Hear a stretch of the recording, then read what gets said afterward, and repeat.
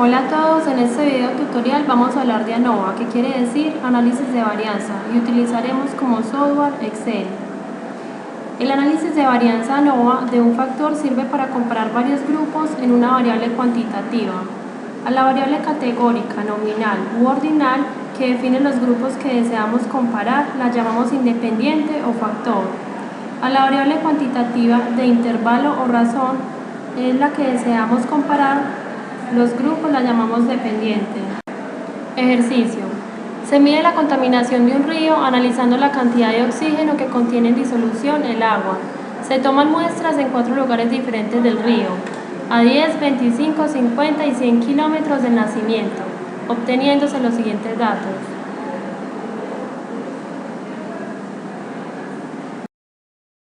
Encontramos aquí los 4 lugares diferentes de distancia, a 100, 50, 25 y 10 kilómetros. Nuevamente vamos a datos, análisis de datos.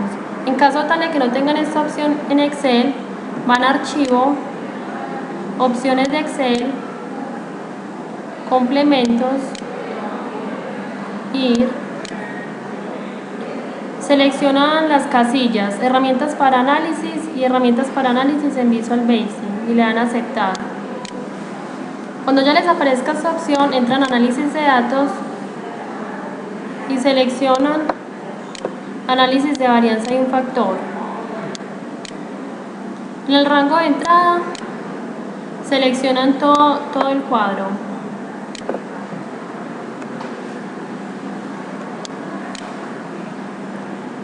Dice que lo agrupe por columnas en los rótulos de la primera fila, porque seleccionamos los títulos en las casillas seleccionadas y que nos lo lleven a una nueva hoja. Ya teníamos aquí los datos previamente organizados.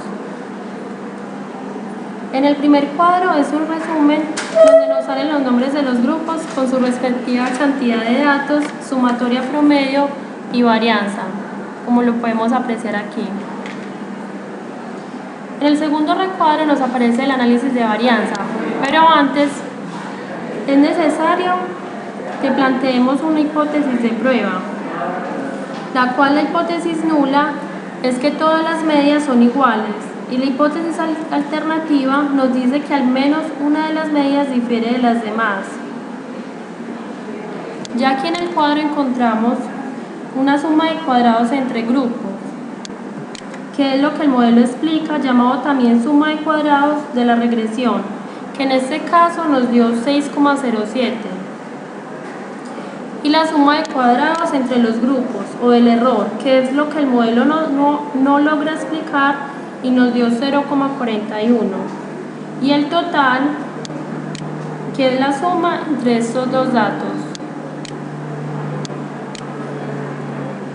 Los grados de libertad entre grupos sería K menos 1, donde K es la cantidad de grupos que hay en este caso. Aplicando la fórmula sería 3, 4 menos 1, 3.